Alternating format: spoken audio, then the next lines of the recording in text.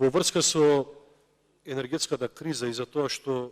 некоја претходна влада го има направено за справување со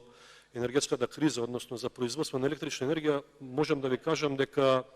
не знам во детали, но она што се го знаме дека 6-та година сте на власт, што е доволно време да се направи многу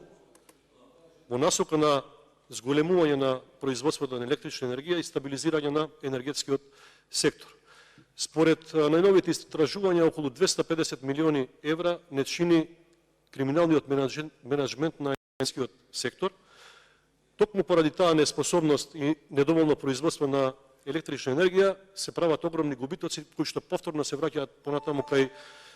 граѓаните и нели директно го чувствуваат за нив. Инаку за инфлацијата ви кажав, подобри од нас, полоши од нас е само Косово и Босна и Херцеговина. Сметам дека ако се стремиме кон Европска унија треба да бидеме многу